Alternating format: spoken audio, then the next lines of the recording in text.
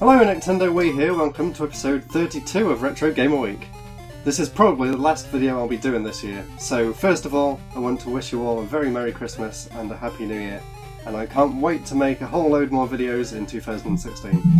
But for now, I've got time for one more video. This is Retro Gamer Week, episode 32. Today we'll be taking a look at a Sonic game for the Master System. Yes, I know, another Master System game. One that you probably haven't heard of before. This is called Sonic Chaos. I think it was actually an exclusive to our region. It actually came out really late in the Master System's life, in 1993. It's part of the series of Sonic games. There's actually a few others that are exclusive to the Master System. It was also ported to the Game Gear at some point. I have a pretty interesting story with this game. I actually picked it up at uni. One of my lecturers actually had it for sale, so I bought it off him and thought, wow, that's cool, I think I got a really good price for it. But the most amazing thing is, in the instruction booklet, it actually has, at the back, you know these note pages that no one ever uses? It has his original high scores and passwords, and they've actually got dates on them. 1993.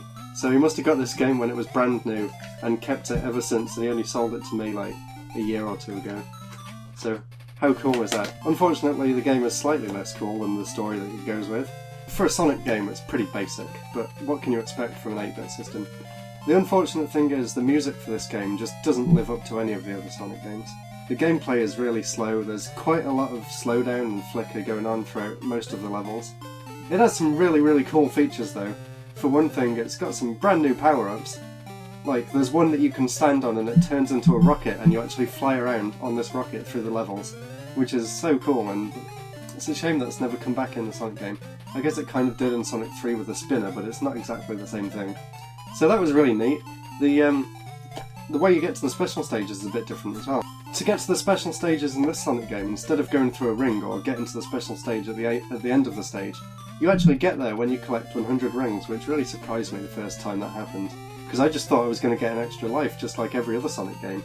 But instead I get warped off to this crazy, super fast special stage where you're flying through the sky, collecting all these rings, and eventually collecting the Chaos Emerald at the end.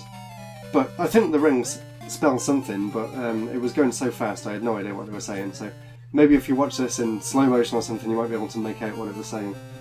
There's a few things that kind of bug me about this game. For one thing, the screen is extremely zoomed in, so you can't see that much further ahead, and you also can't see that much above you. In fact, if you jump, you actually jump higher than the height of the screen, so you can actually attack things or hit an enemy that's actually off the top of the screen and you have no idea if it's there or not. So that's kind of irritating. Apart from that, the controls are really good and exactly what you'd expect from a Sonic game. It even includes a spin dash from Sonic 2, which is something that not all Sonic games had at the time, so that's really nice. The graphics are really nice and colourful for an 8-bit system, far better than anything you could experience on the NES, for example.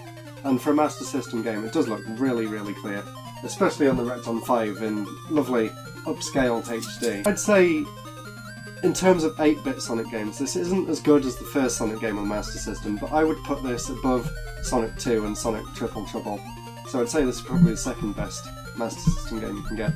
There's also another one for the Master System and Game Gear called Sonic Blast, which looks really interesting because it's kind of got like Donkey Kong Country style graphics that are sort of semi-3D, or more like rendered sprites that appear 3D, and it looks really good, especially for an 8-bit system, but unfortunately that's really expensive and I don't think I'll ever get the pleasure of playing that. But I'm sure the game's not amazing anyway, but I'd still like to have it for the collection. There's another really cool feature about this game that's kind of exclusive to this one. When you finish a stage, it actually tells you how fast you were going in that level, in kilometers per hour, which I think maybe they were doing that to make up for the fact that the game runs extremely slowly, but even so, it's really cool to see exactly how fast Sonic runs, and probably some crazy fan theorists out there have worked out that it's not the actual speed that he's moving in relation to the background and the graphics and the way the foreground moves at a certain speed compared to you or something, but I don't care about all that nonsense. I think it's really cool and it gives the game a nice sense of speed that it otherwise wouldn't have because of the slowdown and just the fact that it's running on a very primitive system. Overall, I did really enjoy the game. It actually turned out a lot better than I expected. The more I played it, the more I got used to its kind of clunkiness, and for what it is, It's a really good game and one of the best 8-bit platformers you can get, really.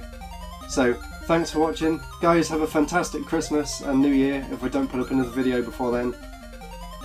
See you in 2016. Goodbye.